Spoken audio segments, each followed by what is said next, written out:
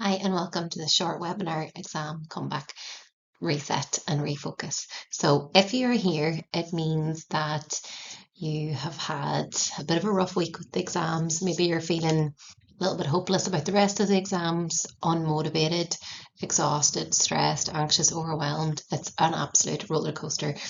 And the first thing I want to say is that you are allowed to feel whatever it is that you're feeling.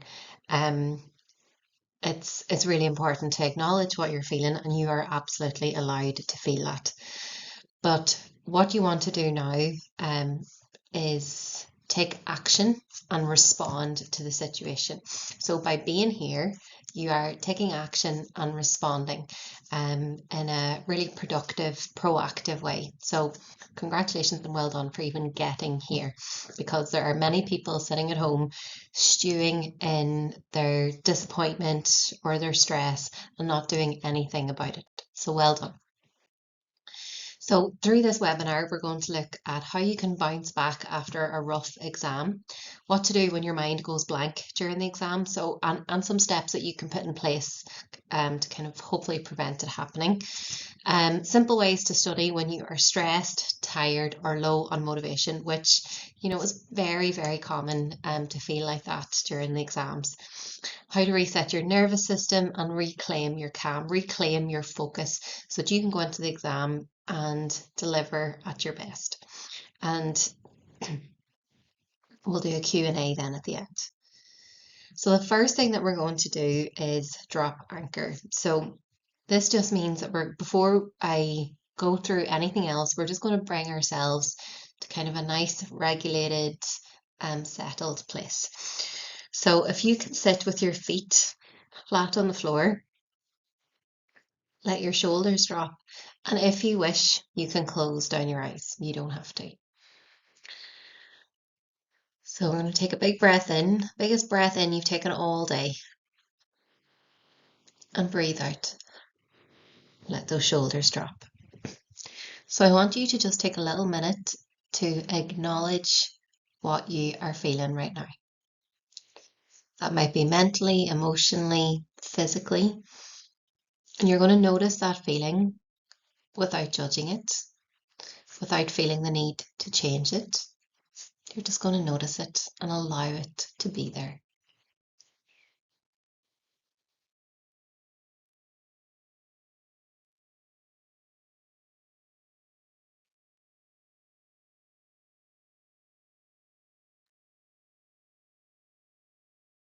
Now I want you to notice the weight of your feet on the floor,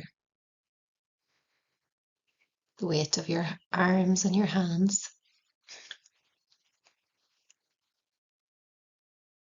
Noticing the temperature of the air, temperature of your body, and let your mind scan through the body to see if you can notice any sensations.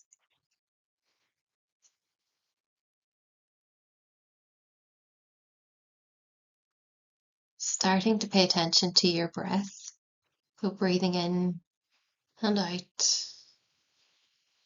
Notice the cool air as you breathe in, the warm air as you breathe out.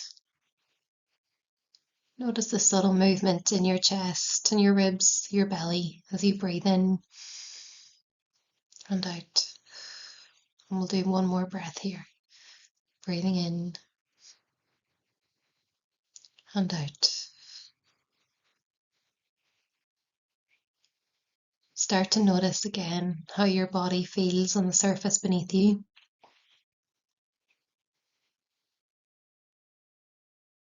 The fabric of your clothing,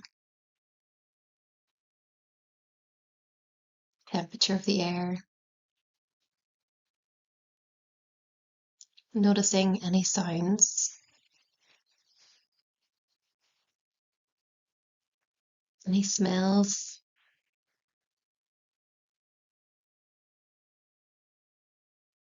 Is there any taste in your mouth?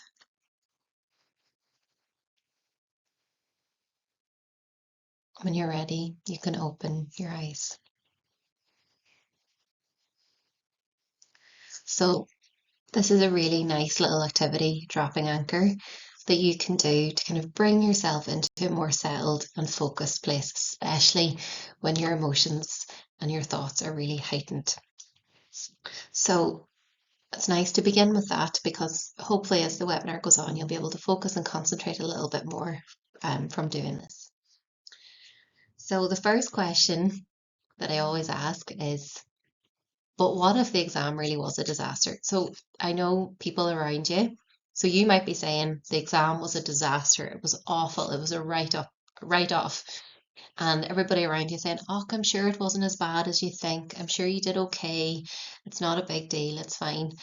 But let's look at the possibility that the exam really was a disaster, because that could be the reality. So if the exam really was a disaster, then it was. And you're still okay. You're still here, you're surviving, you're here to tell the tale. So even if it didn't go well, even if you left questions blank, even if you panicked, this doesn't mean everything is over. There are more exams left, and from today's webinar, you're going to build a little toolkit to get through those moments of stress or panic or overwhelm. And it doesn't mean that you're not going to be able to achieve your goals. So if you have a certain career path in mind, or a certain course or an apprenticeship, or whatever your goal is, there are PLC courses, access courses you can repeat. There are so many pathways and so many different journeys that you can take to get where you want to go. So even if it is true that the exam was a disaster, you can still cope. You will still be fine. You will figure it out.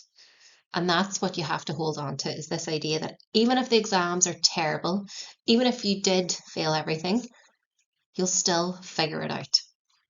So what matters most is not this one paper, it's how you keep going. So as I said, you are already showing strength by being here. So this is worst case scenario, even if the exam really was a disaster. And it's not trying to say, oh, I'm sure you did really well, or I'm sure you passed, because maybe you didn't.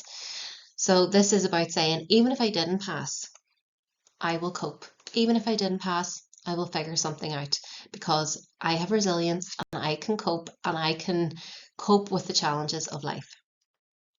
So looking now at how we can reset after a tough exam. So often when we come out of an exam and we feel that it has gone really badly, you can acknowledge that it was hard.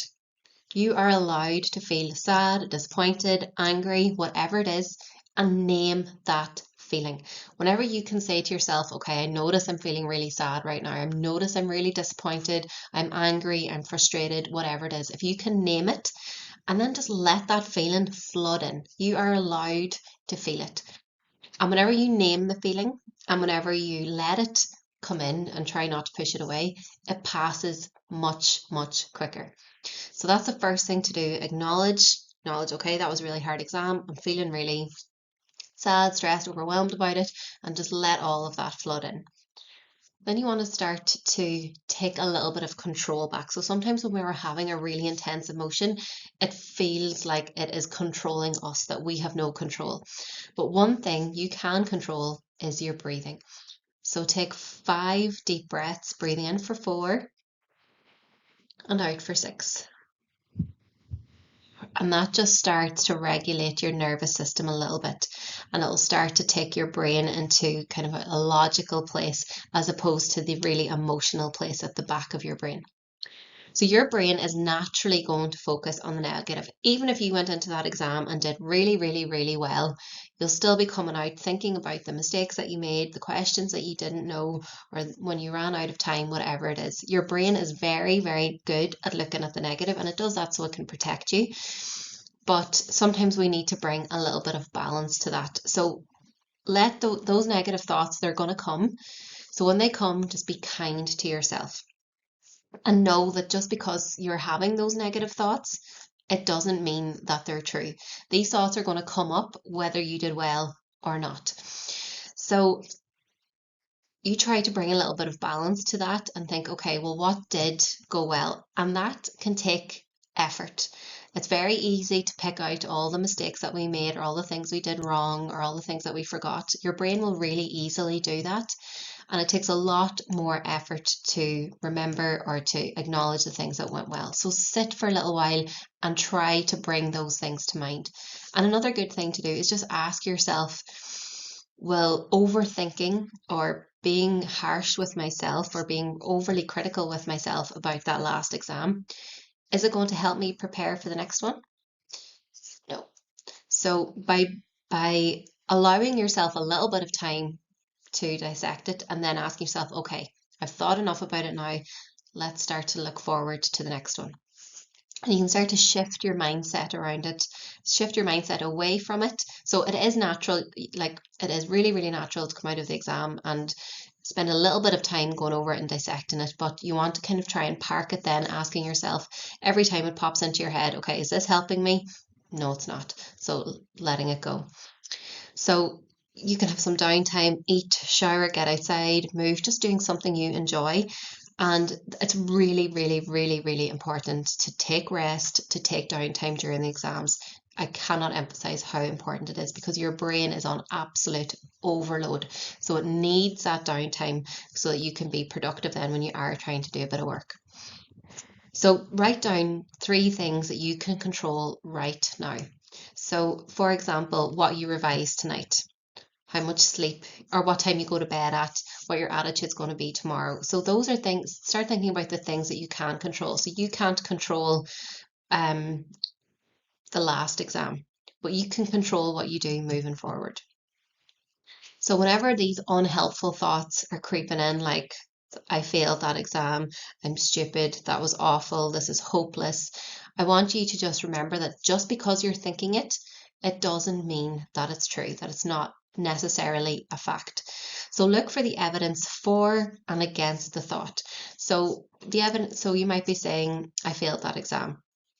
So the evidence for that thought might be, well, I missed a couple of topics, or I found that question really hard, or I forgot this. So let's look at the evidence against the thought. And again, this is where it takes a little bit of effort.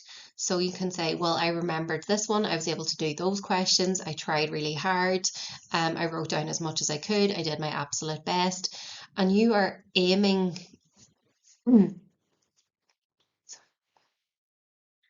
you're aiming for a more balanced thought. You're not aiming for 100% perfect positivity. You're aiming for something that's more balanced. So whenever we have unhelpful thoughts like that as well, it's really important to note that that thought is, there's probably a reason why your brain is trying to tell you that. And your brain might be just really scared of failure. And so it is trying to tell you that so it can motivate you to study more and work harder. But that doesn't mean that the thought is true. It's really, really important whenever unhelpful thoughts like that come up, write them down. It's not a fact. Look at the evidence for and against the thought, and then start to think about what is a more balanced thought here. So unfortunately, lots of you will have to start studying again in the evening after you've had a day of exams already, and you're probably exhausted and stressed, and it can be really, really hard to motivate yourself then, especially when you feel things haven't gone well. You feel really disappointed, or you feel like, what's the point? Or you're feeling a bit hopeless. And you're allowed to feel all of that, but try not to get too stuck in it and try to take action then. So when you're trying to get your brain back in action and trying to motivate yourself and trying to move forward, just pick one subject or topic. Keep it really, really simple, especially when you're stressed, when you're tired, or you're not feeling motivated.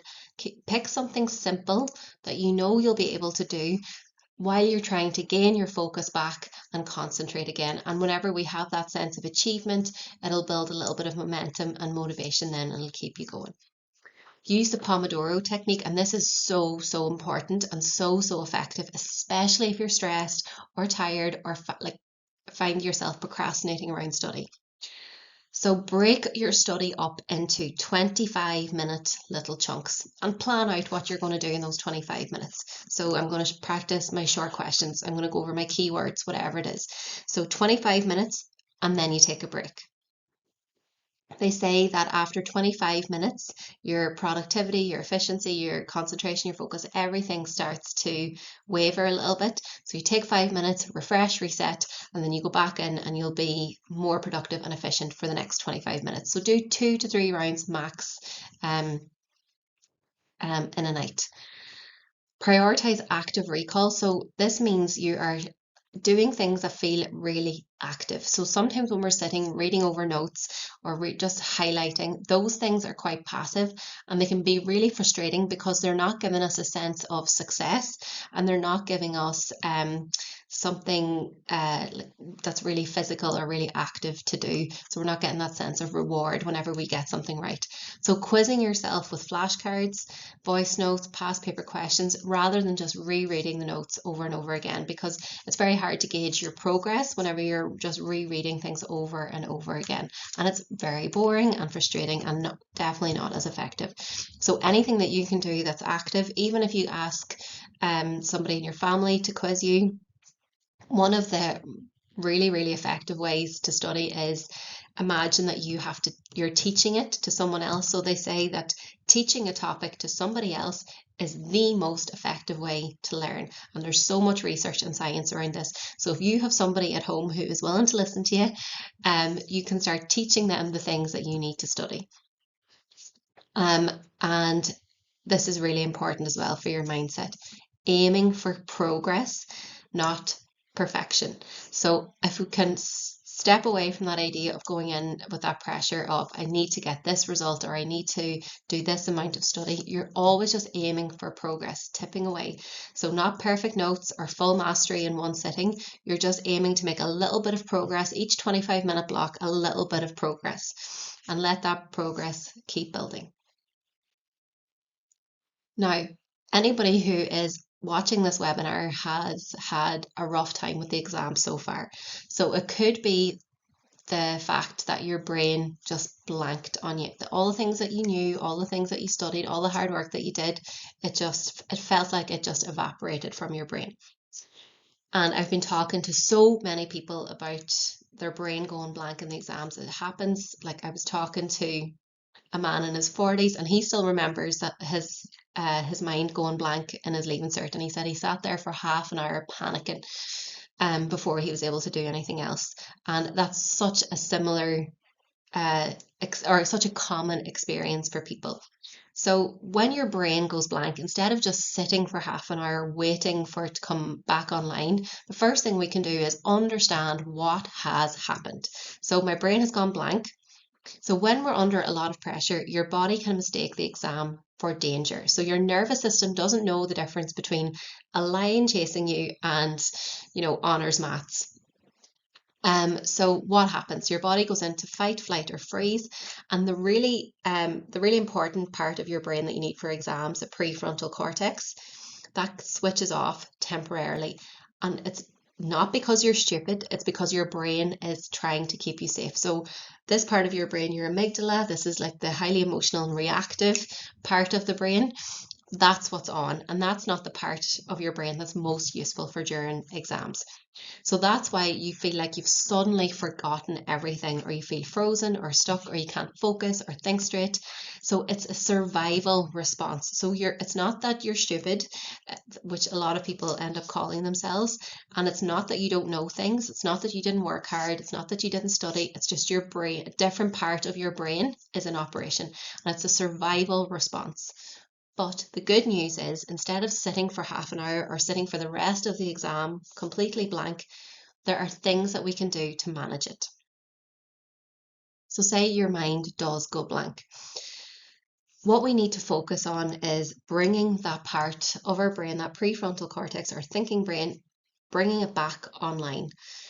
So it's not the fact that you haven't worked hard enough, or you haven't studied enough, or like some people end up calling themselves stupid. It's not that at all. It's just that a different part of your brain has kicked into action. So you want to bring this part of your brain back online.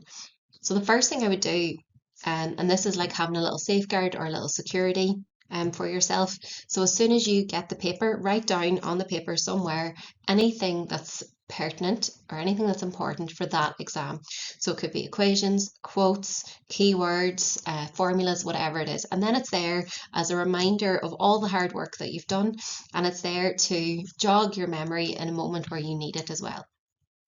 So you're sitting in the exam, you look at the next question and blank. You just can't think, and then you start to panic. So the first thing you want to do is acknowledge what's happening. Okay, my brain has gone blank. This part of my brain is on. The part of the brain that I need is off. So I need to think now, how am I getting this part back on? So the first thing to do, instead of sitting there and getting frustrated and more anxious for half an hour or whatever it is, get up, go to the bathroom and run cold water over your wrists. I know it might sound weird, but I promise it starts to down-regulate your nervous system.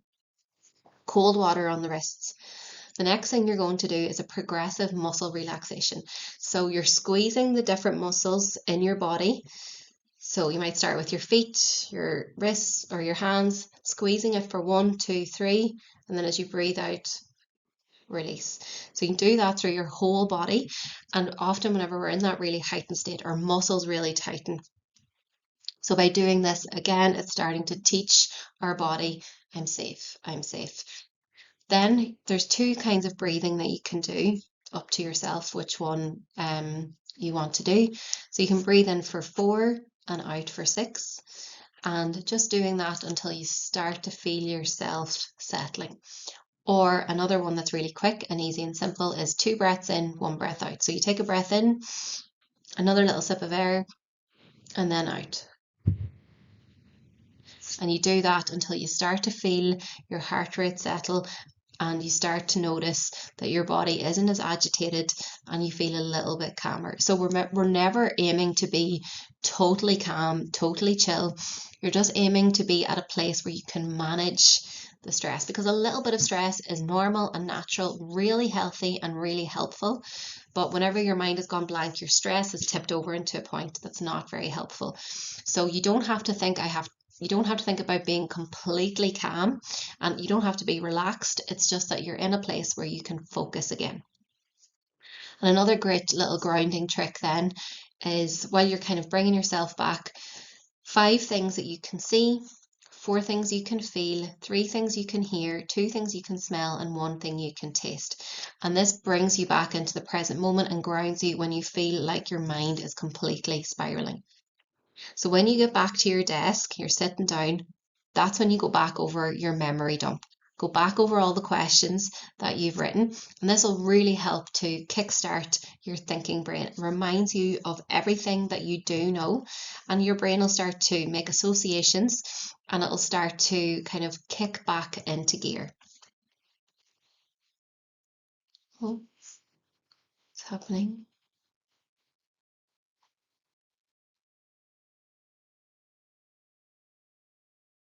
And a few things to remind yourself of in those moments. Sometimes your brain needs to hear safety to feel it. So this whole process is all about making your mind recognize that it is safe. And whenever your brain knows that it's safe, the thinking brain kicks back in. So try these. I've done the work, it's still in there. I can cope, even if it's hard. I just need to calm my body, then my brain will come back. I'm not aiming for perfection, I'm doing my best. And you might pick one of those and just, reminding yourself of it in those moments where you're starting to spiral. So obviously we want to avoid getting to a point where our brain goes blank. But if it does happen, you're prepared, you have a toolkit, you have a game plan now. But here are some tips for just before the exam, so that the last 30, 60 minutes before the exam, so that you can kind of prepare your mental state, prepare yourself, so you lessen the chances of your brain going blank. So the first thing is regulate your stress. Don't let it take over. So remember, as I said, A little bit of stress is normal, natural, healthy. It motivates us, it pushes us on. So we want to keep it at a level that is helpful. And by doing the following, you can do that. So moving your body, walk around, shaking out your hands, stretching your neck, burning off that nervous energy. Because when we are outside of the exam, we do have a certain amount of stress, and it kind of builds up and makes our body feel a bit agitated, or like we have like excess energy that we need to use. So walk around, shake it out. Box breathing then, and this is a really some of you will have heard of this before. It's a really common and a really effective way to focus the mind and also calm the mind. So some breathing strategies will make us feel very relaxed and maybe a little bit sleepy. This one is brilliant because it really focuses the mind, which is exactly what you need going into your exam. So we'll do one together now. So you're breathing in, 2, 3, 4, hold, 2, 3, 4, out, 2, 3, 4, and hold, 2, 3, 4. So this really keeps your brain sharp and stops you spiraling. Sipping water as well, not gulps. So staying hydrated as well is really important for supporting focus. And as I said there as well, in the previous, when you get that cold water onto your wrists, what some people do is they fill up their water bottle with ice as well, and putting ice on your wrists can be really, really, really effective as well. The colder, the better. So managing your mental state. So if you can, avoid last minute cramming, because when you kind of put the term cramming on it, it really increases your stress, and it's rarely, rarely helpful. So if you are feeling the need to review something or study something, stick to bullet point summaries or quick flashcards. So things that you're already familiar with. So when you're reading it, you're like, yes, I know that, I know that, I know that. And it gives you that sense of security as well. And this one is really important now. Stay in your lane. Don't talk to others about what they revised. That completely throws you off. So you can't be sure that what other people are telling you is true.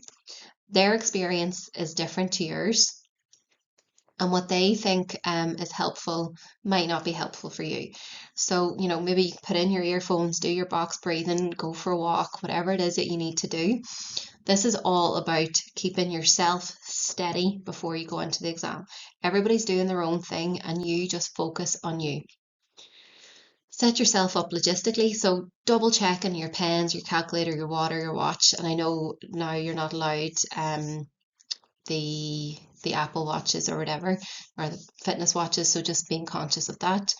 Getting there in good time as well. There's nothing worse than arriving to the exam late and you're already stressed, you're already rushing, and you're going into the exam carrying that energy. So getting there in good time, knowing where you're going, finding your seat early and avoiding rushing, so that whenever you do sit down at the desk, maybe then again you can do a little bit of box breathing, or using your mantras: breathe, focus, begin, I'm steady, I've got this. So it's all about just being steady, being focused. You do not have to be calm and relaxed. You can be stressed, but also be steady and focused. And just because you're stressed doesn't mean that you're not ready. It doesn't mean that that you haven't done enough or you haven't studied hard enough. To feel stressed coming up to exams is really normal and natural.